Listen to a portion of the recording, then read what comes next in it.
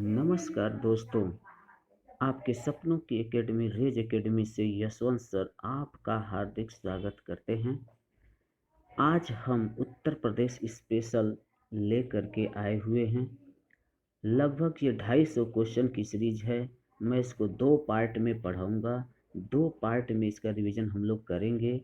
पहले पार्ट में 125 क्वेश्चन और दूसरे पार्ट में 125 क्वेश्चन। तो दोस्तों, चलिए हम शुरू करते हैं।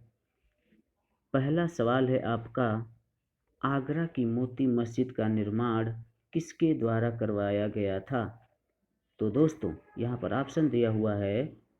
Option A Akbar, option B Shahjahan और सी औरंगजेब और डी दारा शिकोह। तो दोस्तों, आगरा की मोती मस्जिद का निर्माण शाहजहां के द्वारा करवाया गया था। दूसरा सवाल है आपका, मथुरा कला विद्यालय किस काल के दौरान अपने शीर्ष पर था? तो दोस्तों, ये मथुरा कला विद्यालय जो है कुषाण काल के दौरान अपने शीर्ष पर था। अगला सवाल है, उत्तर प्रदेश में पूर्वांचल एक्सप्रेसवे मार्ग निम्नलिखित में से किस नगर में नहीं गुजरेगा? तो दोस्तों, जो उत्तर प्रदेश में पूर्वांचल एक्सप्रेसवे बन रहा है वह फैजाबाद, मऊ और आजमगढ़ होते हुए गुजरता है, लेकिन बस्ती होते हुए ये नहीं गुजर रहा है। क्वेश्चन नंबर 4 है, एका आंदोलन का प्रारंभ किया गया था। तो दोस्तों, एका आंदोलन का प्रारंभ आपके उत्तर प्रदेश के हरदोई, बाराबंकी एवं अन्य स्थानों के किसानों के द्वारा यह किया गया था। क्वेश्चन नंबर 5 है, वाराणसी के विश्वनाथ मंदिर का निर्माण किसके द्वारा कराया गया था या किसके द्वारा किया गया? तो वाराणसी के विश्वनाथ मंदिर का निर्माण दोस्तों यह रानी अहिल्याबाई के द्वारा कराया गया था।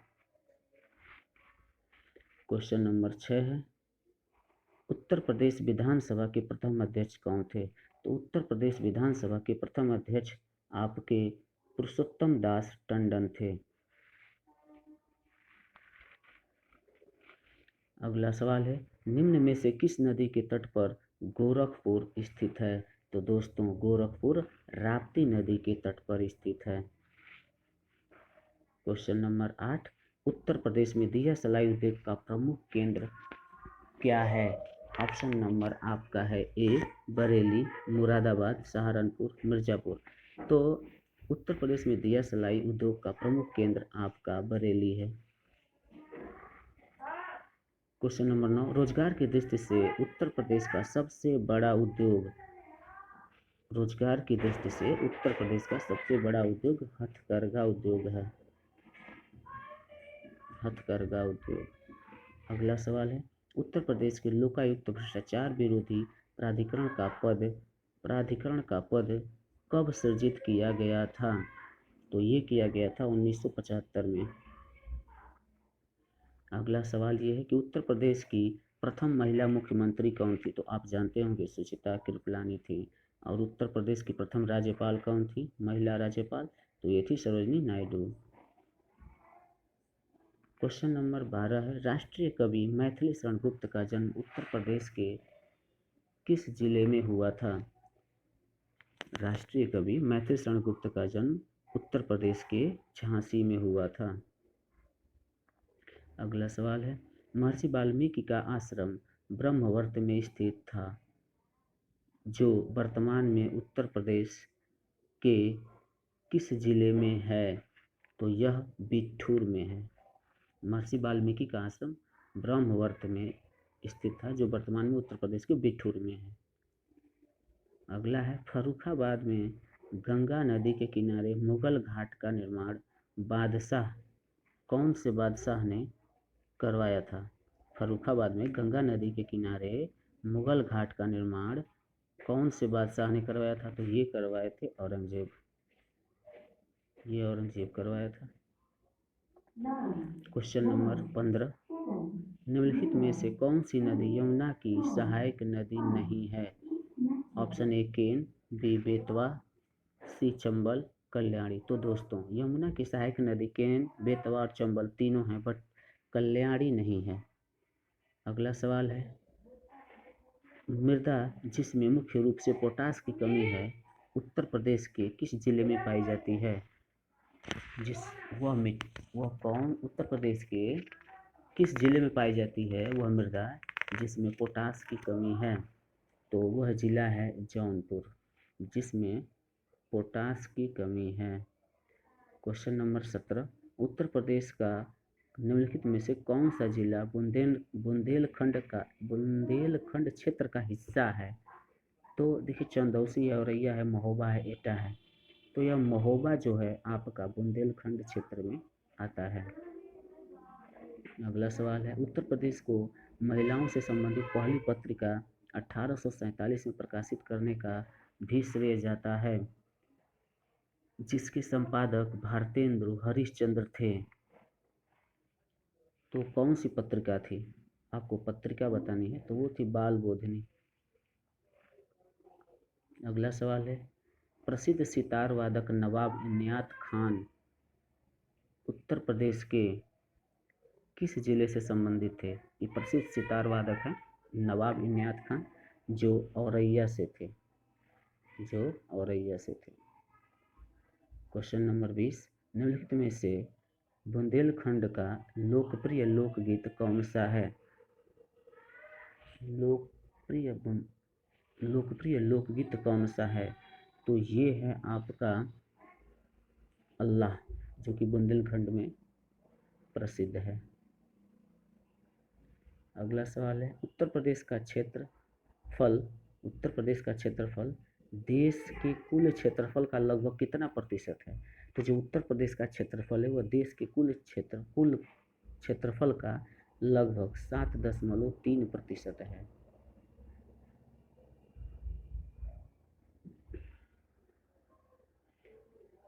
छठवीं शताब्दी ईसा पूर्व के दौरान मथुरा के आसपास के क्षेत्र को क्या कहा जाता था? तो यह कहा जाता था सुरसेन। आसपास के क्षेत्र को सुरसेन कहा जाता था।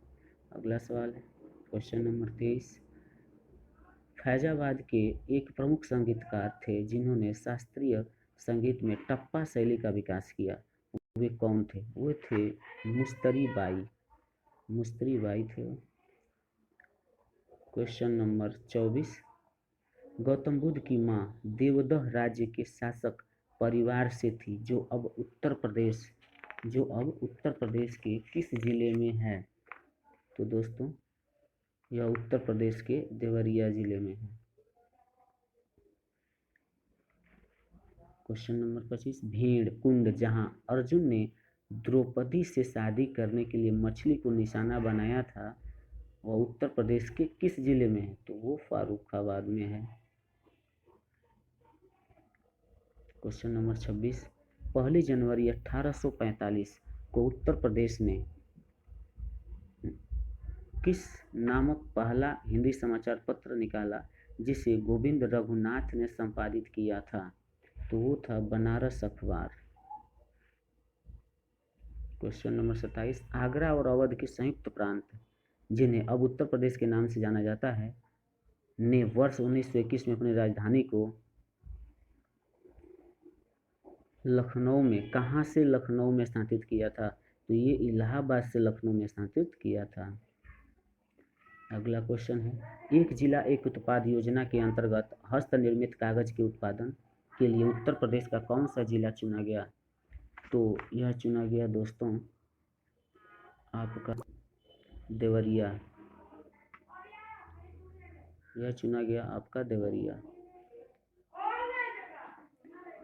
अगला सवाल है, आगरा लखनऊ एक्सप्रेसवे हाईवे की लंबाई है लगभग कितनी? तो यह लगभग दोस्तों आपका 300 किलोमीटर है। अगला सवाल है, प्रथम दीनदयाल हस्तकला संकुल व्यापार सुविधा केंद्र स्थित है? तो यह स्थित है आपका वाराणसी में। अगला सवाल है, उत्तर प्रदेश में कोयले के भंडार पाए जाते हैं? तो आप सभी लोग जानते हैं कि उत्तर प्रदेश में जो कोयले का भंडार पाया जाता है वो सिंगरौली के क्षेत्र में पाया जाता है। उत्तर प्रदेश के उच्च न्यायालय के मुख्य न्यायाधीश की नियुक्ति कौन करता है? तो उत्तर प्रदेश के उच्च न्यायालय के मुख्य न्यायाधीश की जो नियुक्ति होती है वह भारत का राष्ट्रपति करते हैं।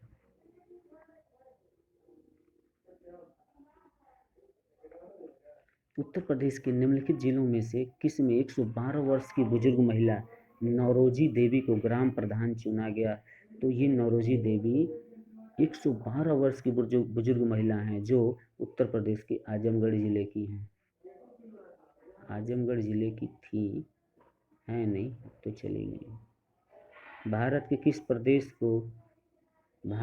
प्रदेश को बौद्ध धर्म का पालना कहा जाता है? उत्तर प्रदेश के कौन से जिले को बौद्ध धर्म का पालना कहा जाता है? तो यह उत्तर प्रदेश को ही, भारत के किस प्रदेश को कहा गया है यहाँ पर? तो उत्तर प्रदेश को कहा गया है। उत्तर प्रदेश का कौन सा जिला खनिज के संचित भंडार की दृष्टि से सबसे समृद्ध है? तो यह खनिज की दृष्टि से देखा जाए, संचित भंडार की दृष्टि से, तो यह मिर्ज़ापुर है। अगला सवाल है आपका, चमड़े की वस्तुओं के लिए प्रसिद्ध जिले हैं। चमड़े के वस्तुओं के लिए प्रसिद्ध जिले कौन कौन से हैं? तो आप जानते हो कि आगरा और कानपुर। जौनपुर राज्य का अंतिम शासक कौन था? तो जौनपुर राज्य का जो अंतिम शासक था वो हुसैन शाह था। अगला सवाल है, निम्नलिखित में से कौन सा उत्तर प्रदेश का सबसे पुराना विश्वविद्यालय है? उत्तर प्रदेश का सबसे पुराना विश्वविद्यालय इलाहाबाद विश्वविद्यालय है। नैमिषारण्य तीर्थ किस जनपद में है? तो यह है दोस्तों आपका सीतापुर में। उत्तर मध्य रेलवे क्षेत्र का मुख्यालय कहाँ है? तो उत्तर मध्य रेलवे का जो मुख्यालय है वह आपका इलाहाबाद में स्थित है। उत्तर मध्य रेलवे क्षेत्र का मुख्यालय आपका इलाहाबाद में स्थित है।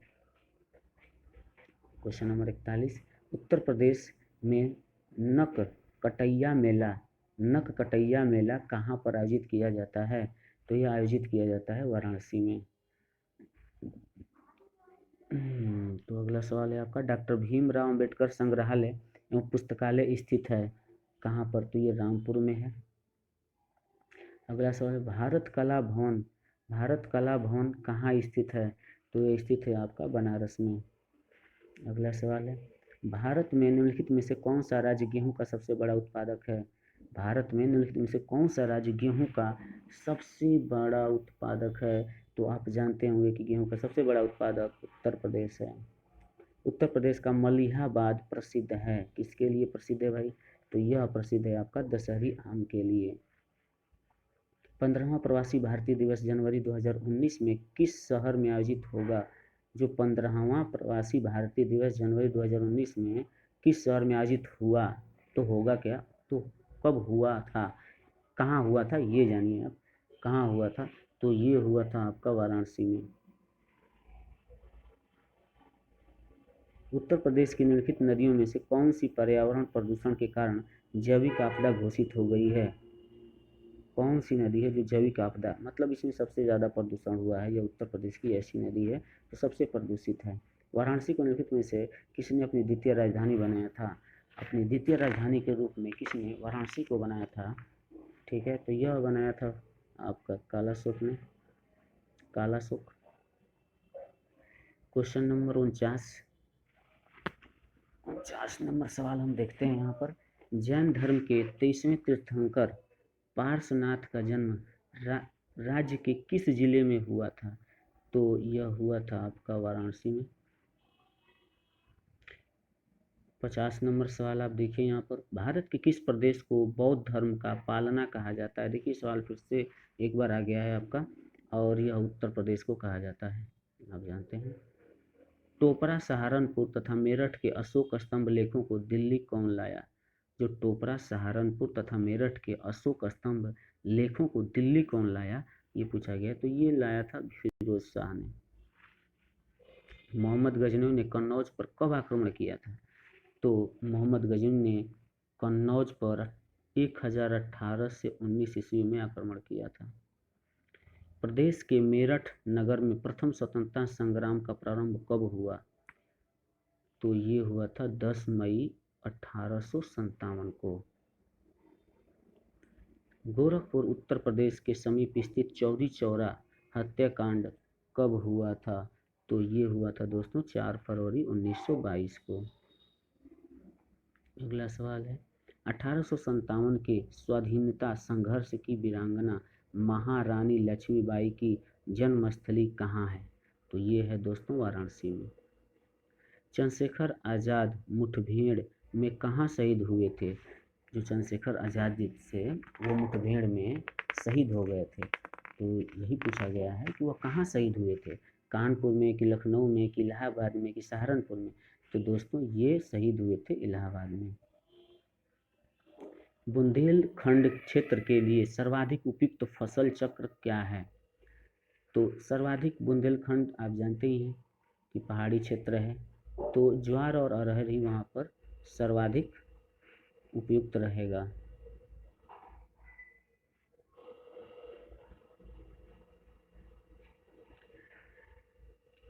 ऊंचा भाग है यहाँ पर बुंदेलखंड में। बुंदेलखंड जो क्षेत्र है थोड़ा ऊंचा भाग है। और अगला सवाल यहाँ देखते हैं, निम्नलिखित में से किस जिले को अंतर्राष्ट्रीय सीमा स्पर्श नहीं करती? किस जिले को अंतर्राष्ट्रीय सीमा स्पर्श नहीं करती? तो आपका जो बस्ती जिला है इसको अंतर्राष्ट्रीय सीमा स्पर्श नहीं करती है। बस्ती, बलरामपुर, पीलीभीत, श्रावस्ती ये सब अंतर्राष्ट्रीय सीमा इसको स्पर्श करती है, लेकिन बस्ती को नहीं करती है। अगला सवाल है आपका, वर्षा के वितरण के आधार पर उत्तर प्रदेश को कितने जलवायु विभागों में विभाजित किया गया है? तो वर्षा के वितरण के आधार पर उत्तर प्रदेश को कितने जलवायु विभागों में विभाजित किया गया है? तो यह 2 भागों में विभाजित किया गया है। उत्तर प्रदेश के किस जिले में सबसे कम वर्षा होती है? उत्तर प्रदेश के किस जिले में सबसे कम वर्षा होती है? तो सबसे कम वर्षा आपका मथुरा में होती है। अगर सबसे अधिक पूछा जाए तो दोस्तों सबसे अधिक आपका गोरखपुर में होती है। जनगणना 2011 के अनुसार किस राज्य में 10 लाखी नगरों की संख्या है?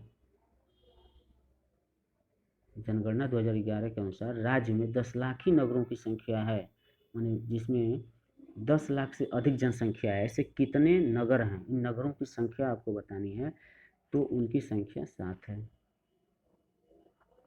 2011 के अनुसार राज्य में महिला आबादी कुल आबादी का लगभग है।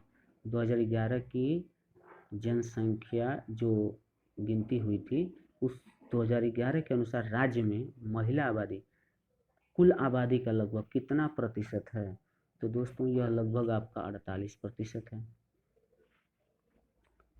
प्रश्न संख्या 63 यहाँ देखिए, उत्तर प्रदेश का सबसे कम जनसंख्या वाला जिला कौन सा है? तो उत्तर प्रदेश का सबसे कम जनसंख्या वाला जिला महोबा है। उत्तर प्रदेश में स्थित अयोध्या नगर किस नदी के किनारे स्थित है? जो उत्तर प्रदेश में स्थित अयोध्या है, जहाँ से राम जन्मभूमि है और जहाँ से राम जी का भव्य मंदिर बना हुआ है, वह अयोध्या किस नदी के किनारे स्थित है? तो दोस्तों यह सरजू नदी के किनारे स्थित है। उत्तर प्रदेश की प्रमुख नदी गंगा किन नदियों के मिलने से बनी है? जो उत्तर प्रदेश की प्रमुख नदी जो गंगा है वह किन नदियों के मिलने से बनी है? तो दोस्तों यह अलकनंदा और भागीरथी नदी के मिलने से बनी हुई है। फुलहर झील भारत के किस राज्य में स्थित है? तो फुलहर झील भारत के उत्तर प्रदेश राज्य में स्थित है। उत्तर प्रदेश में बहने वाली गोमती नदी किस स्थान पर गंगा नदी से मिलती है? बहुत ही बढ़िया सवाल है दोस्तों। जो उत्तर प्रदेश में बहने वाली गोमती नदी है वह गंगा नदी से किस जगह मिलती है, ये पूछा गया है। तो यह जो नदी है वह गाजीपुर जिले में मिलती है। गोमती नदी गंगा नदी से गाजीपुर जिले में मिलती है।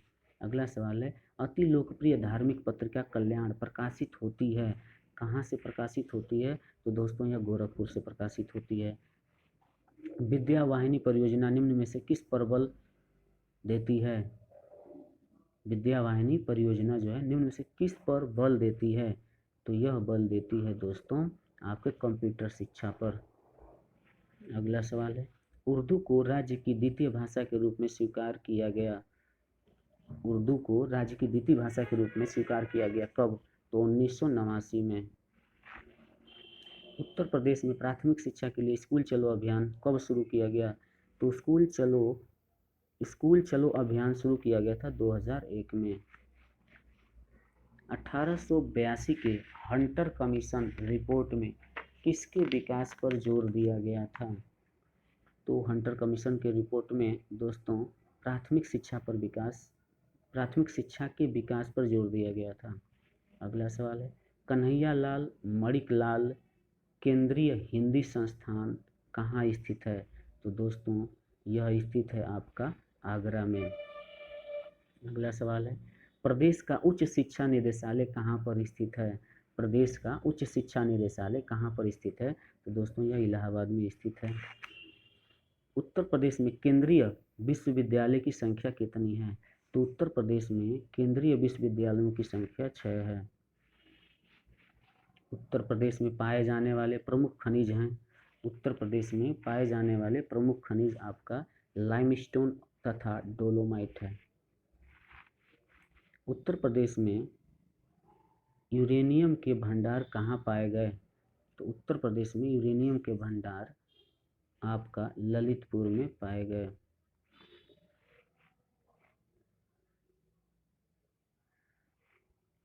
अगला सवाल है, उत्तर प्रदेश में किस प्रकार का लोहा पाया जाता है? उत्तर प्रदेश में किस प्रकार का लोहा पाया जाता है? तो यहाँ पर दोस्तों उत्तर प्रदेश में हेमेटाइट और मैग्नेटाइट दोनों प्रकार का लोहा पाया जाता है, तो ऑप्शन सी यहाँ पर सही हो जाएगा। अगला सवाल है, पायराइट्स उत्तर प्रदेश के किस जिले से प्राप्त होता है? जो पायराइट्स है दोस्तों वो उत्तर प्रदेश के मिर्जापुर जिले से प्राप्त होता है। उत्तर प्रदेश में भूतत्व एवं खनिज का निदेशालय की स्थापना की गई। कब की गई? तो 1955 में की गई। 1955 में। राजीव गांधी पेट्रोलियम प्रौद्योगिकी संस्थान स्थित है। तो दोस्तों यह जायस में स्थित है यह संस्थान।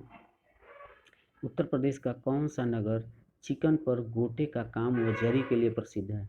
उत्तर प्रदेश का कौन सा नगर चिकन पर गोटे का काम व जरी के लिए प्रसिद्ध है? तो यह है लखनऊ। निम्न में से किस हेतु फर्रुखाबाद जाना जाता है? फर्रुखाबाद क्यों जाना जाता है भाई? तो भाई फर्रुखाबाद छपाई फार्मा उद्योग के लिए जाना जाता है। अगला सवाल है, उत्तर प्रदेश में स्कूल ऑफ टेक्नोलॉजी कहाँ स्थित है? तो उत्तर प्रदेश में स्कूल ऑफ टेक्नोलॉजी आपका सहारनपुर में स्थित है। अगला सवाल है, दादरी चुनार चुर्क डल्ला सभी में कारखाने हैं जो उत्पादित करते हैं। ये सब क्या उत्पादित करते हैं? तो ये सब आपका दोस्तों सीमेंट चीनी कागज उर्वरक सीमेंट आपका उत्पादित करते हैं। उत्तर प्रदेश खादी ग्रामोद्योग की स्थापना कब हुई थी? उत्तर प्रदेश खादी ग्रामोद्योग की स्थापना आपका 1960 में हुई थी। देखिए दोस्तों यहाँ मिलान है, सूची 1 व सूची 2 को आपको सुमेलित करना है, तो यहाँ पर आप सुमेलित कर दीजिए। जैसे सूची 1 में दिया है चुर्क, फिरोजाबाद, अलीगढ़, मेरठ। अब यहाँ पर दिया है कौन किसके लिए प्रसिद्ध है ये जाना है, तो आप जानते हैं कि अलीगढ़ ताला के लिए, तो सी का पहला हो जाएगा। अब सी में देख लीजिए पहला कौन सा है, तो सी में पहला आपका 2 ऑप्शन है सी और डी। ठीक है, तो एक चीज़ और आपको देखना पड़ेगा कि आप जानते हैं कि आपका जो फिरोजाबाद है वह किसके लिए प्रसिद्ध है दोस्तों? चूड़ियों के लिए। तो बी का 4, अब देख लीजिए सी और डी में 1 और 4 किस में दिया है? सी का 1 होगा, बी का 4 होगा, तो ये सी में दिया हुआ है। तो दोस्तों यहाँ पर आपका सही हो जाएगा सी ऑप्शन। इससे हम लोग पकड़ में ये आ गया। जैसे कि आपका चुर्क किसके लिए प्रसिद्ध है? तो सीमेंट के लिए, फिरोजाबाद चूड़ियों के लिए, और अलीगढ़ आपका ताला है, अलीगढ़ ताला के लिए प्रसिद्ध है, जबकि मेरठ आपका खेल के सामान के लिए प्रसिद्ध है। आप आराम से इसको कर सकते हैं दोस्तों। तो चलते हैं अगला सवाल, निम्न में से किसके उत्पादन का केंद्र मेरठ है? देखिए अभी ये सवाल आया था, तो आप जानते हैं खेल के सामान के लिए ये फेमस है, तो यहाँ पर आपका सही हो जाएगा बी ऑप्शन। अगला सवाल है, 1903 में भारतवर्ष की प्रथम चीनी मिल स्थापित की गई। 1903 में भारतवर्ष की प्रथम चीनी मिल स्थापित की गई थी। तो ये पूछा जा रहा है कि कहाँ पर स्थापित की गई थी? प्रतापगढ़ में कि प्रतापपुर में कि मवाना में कि बलरामपुर में? तो ये स्थापित की गई थी प्रतापपुर में। हिंडाल्को स्थित है, हिंडाल्को को स्थापित किया गया है कहाँ पर? तो जो हिंडाल्को है दोस्तों वह रेणुकूट में स्थित है, रेणुकूट। उत्तर प्रदेश में मिट्टी के खिलौनों का उद्योग केंद्रित है। मिट्टी का खिलौना, तो दोस्तों मिट्टी का खिलौना आप जानते हैं कि मिट्टी का खिलौना आपका आगरा में यह उद्योग है। विख्यात भारत माता मंदिर स्थित है। दोस्तों विख्यात भारत माता मंदिर वाराणसी में स्थित है। अगला सवाल है, निम्नलिखित में से कौन सा युग्म सुमेलित नहीं है? तो दोस्तों यहाँ पर आपको बताना है कौन सा युग्म सुमेलित नहीं है। तो दोस्तों वृंदावन मंदिर ये मथुरा में ऑलरेडी है, ठीक है, इसमें कोई दिक्कत नहीं है। जेके मंदिर लखनऊ। अगला देखते हैं हम लोग, विश्वनाथ मंदिर वाराणसी, ये तो बिल्कुल सही है, ये भी सही है। देवी पाटन मंदिर तुलसीपुर, ये भी सही है। तो आपका गलत कौन सा है जो सुमेलित नहीं है? तो वो आपका है दोस्तों बी ऑप्शन, जो कि सुमेलित नहीं है। निम्नलिखित में से कौन सा उत्तर प्रदेश में बौद्ध परिपथ का भाग नहीं है? उत्तर प्रदेश में बौद्ध परिपथ का भाग नहीं है। तो कपिलवस्तु भी है, कुशीनगर भी है, सारनाथ भी है, संकिसा एक ऐसा ऑप्शन है जो आपका उत्तर प्रदेश में बौद्ध परिपथ का भाग नहीं है। अगला सवाल है, उत्तर प्रदेश में जैन और बौद्ध दोनों का प्रसिद्ध तीर्थ है। तो बहुत ही इंपॉर्टेंट सवाल है दोस्तों कि उत्तर प्रदेश में जैन धर्म और बौद्ध धर्म दोनों का प्रसिद्ध तीर्थ स्थान है यह। तो कौन सा है? देवी पाटन है, कौशाम्बी है, कुशीनगर है कि सारनाथ है? तो यह ऑप्शन आपका बी है, जो कौशाम्बी उत्तर प्रदेश में जैन धर्म और बौद्ध धर्म दोनों के लिए प्रसिद्ध तीर्थ स्थान है यह कौशाम्बी। उत्तर प्रदेश का प्राचीनतम जीवंत नगर कौन सा है? तो उत्तर प्रदेश का जो प्राचीनतम जीवंत नगर है, आज भी जीवंत है और प्राचीनतम है, तो दोस्तों वह कौन हो सकता है? बाबा की नगरी, बाबा विश्वनाथ की नगरी वाराणसी सबसे पुरानी है। उत्तर प्रदेश राज्य पर्यटन विकास निगम लिमिटेड की स्थापना कब की गई? तो उत्तर प्रदेश में आपका राज्य पर्यटन विकास निगम लिमिटेड की स्थापना आपका 1974 में की गई। उत्तर प्रदेश में सीमांत कृषक किन्हें कहा गया है? तो सीमांत कृषक किन्हें कहा जाता है? तो दोस्तों जिस जिस किसान के पास 1 हेक्टेयर से कम भूमि होती है उसको हम सीमांत कृषक कहते हैं। तो यह ऑप्शन देख लीजिए कौन सा है। यहाँ 1 एकड़ से कम भूमि दिया है, यहाँ 1 हेक्टेयर से कम दिया है, 2 हेक्टेयर से कम, 2.5 हेक्टेयर से कम। तो दोस्तों बी ऑप्शन सही हो जाएगा, क्योंकि 1 हेक्टेयर से कम भूमि वाले किसानों को सीमांत कृषक कहते हैं। अगला सवाल है, भारत में उत्तर प्रदेश जिनके उत्पादन में प्रथम स्थान रखता है, भारत में उत्तर प्रदेश जिनके उत्पादन में प्रथम स्थान रखता है वे हैं, क्या है भाई? तो गेहूं में और गन्ना में उत्तर प्रदेश प्रथम स्थान रखता है।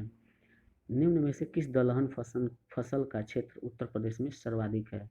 कौन सा दलहन फसल का क्षेत्र उत्तर प्रदेश में सर्वाधिक है? तो यह सर्वाधिक है दोस्तों चना का, ऑप्शन है डी। अगला सवाल है, प्रदेश में वायु मृदा अपरदन से सर्वाधिक प्रभावित क्षेत्र है। प्रदेश में वायु मृदा अपरदन से सर्वाधिक प्रभावित क्षेत्र कौन सा है? तो यह आपका पश्चिमी क्षेत्र, पूर्वी क्षेत्र, उत्तरी क्षेत्र, दक्षिणी क्षेत्र। तो सबसे प्रभावित होने वाला वायु मृदा से जो सबसे प्रभावित होता है वह क्षेत्र है पश्चिमी क्षेत्र। क्वेश्चन नंबर 102, जलोढ़ मृदा में किस रसायन की प्रचुरता रहती है? तो जो जलोढ़ मृदा होती है दोस्तों उसमें पोटासियम चूना की प्रचुरता होती है, पोटासियम चूना की। अगला सवाल है, माता टीला परियोजना संबंधित है, माता टीला परियोजना किस नदी पे है आपको ये बताना है। तो दोस्तों यह बेतवा नदी पर है। क्वेश्चन नंबर 104, राजघाट बांध एवं नहर परियोजना उत्तर प्रदेश और मध्य प्रदेश सरकार के बराबर बराबर सहयोग वाली संयुक्त परियोजना है। जो राजघाट बांध एवं नहर परियोजना जो है उत्तर प्रदेश और मध्य प्रदेश सरकार के बराबर बराबर सहयोग वाली संयुक्त परियोजना है, जो बनाई जा रही है किस नदी पर, ये पूछा गया है। तो यह बनाई जा रही है दोस्तों बेतवा नदी पर। अगला सवाल है, रानी लक्ष्मीबाई बांध अवस्थित है किस नदी पर? तो रानी लक्ष्मीबाई बांध भी बेतवा नदी पर अवस्थित है। उत्तर प्रदेश में सिंचाई के मुख्य साधन हैं। तो उत्तर प्रदेश में सिंचाई के कौन कौन से मुख्य साधन हैं? तो दोस्तों यहाँ ABCD दे दिया है, ऑप्शन में 1 2 3 4 दिया है। तो दोस्तों इसको 1 नंबर दे दीजिए, इसको 2 नंबर दे दीजिए, इसको 3 नंबर और ये 4 नंबर। तो सबसे पहले आपका आएगा, सबसे ज़्यादा उत्तर प्रदेश में सिंचाई नलकूपों के द्वारा होती है। तो नलकूप मतलब 2 नंबर सबसे पहले आएगा, फिर नहरों के द्वारा ये 1 नंबर हो जाएगा, ये 2, तो 2 1 3 और ये 4, मतलब सबसे कम आपका तालाब और कुएं में होता है। तो ऑप्शन नंबर आपका हो जाएगा बी, ऑप्शन बी आपका सही आंसर होगा। उत्तर प्रदेश में सबसे ऊंचा बांध कौन सा है? उत्तर प्रदेश में सबसे ऊंचा बांध कौन सा है? तो उत्तर प्रदेश की बात किया जाए तो रामगंगा सबसे ऊंचा बांध है। फुलहर झील भारत के किस राज्य में है? आप जानते हैं कि भारत की, अब ये सवाल एक बार और आ चुका है दूसरी बार ये आ गया फुलरजी। आप लोग बताइए फुलरजी भारत किस राज्य में है? तो दोस्तों यह उत्तर प्रदेश में है। अगला सवाल है आपका, उत्तर प्रदेश की सबसे लंबी नहर कौन सी है? उत्तर प्रदेश की सबसे लंबी नहर दोस्तों शारदा नहर है। डी ऑप्शन सही हो जाएगा। यहाँ 110, गोविंद बल्लभ सागर परियोजना निम्नलिखित में से कहाँ पर स्थित है? जो गोविंद बल्लभ सागर परियोजना है दोस्तों, वह मिर्जापुर पिपरी में है, तो ऑप्शन सी सही हो जाएगा। यहाँ पर मिलान है आपका, देखिए तो दोस्तों यहाँ पर देखिए आप दिया है इलाहाबाद। सूची 1 और 2 को सही सुमेलित कर चयन करना है। तो दोस्तों यहाँ पर आपका इलाहाबाद दिया हुआ है, कानपुर, लखनऊ, वाराणसी, अमौसी, बाबतपुर, बमरौली और चकेरी। तो आप जानते हैं दोस्तों कि इलाहाबाद में बमरौली है और कानपुर में चकेरी है और लखनऊ में आपका अमौसी है और वाराणसी में आप जानते हैं कि बाबतपुर है। तो इस तरह से आपका ऑप्शन सी सही हो जाता है। क्वेश्चन नंबर 12, निम्न में से किसका प्रयोग राष्ट्रीय जलमार्ग के रूप में किया जा रहा है? राष्ट्रीय जलमार्ग के रूप में किया जा रहा है दोस्तों, तो ऑप्शन यदि इलाहाबाद से हल्दिया के मध्य गंगा का, इलाहाबाद एवं दिल्ली के मध्य यमुना का, कोलकाता एवं धुबरी के मध्य ब्रह्मपुत्र का, जबलपुर एवं भरूच के मध्य नर्मदा का। तो दोस्तों आप जानते हैं कि यहाँ पर इलाहाबाद एवं हल्दिया के मध्य गंगा का राष्ट्रीय जलमार्ग के रूप में प्रयोग किया जा रहा है।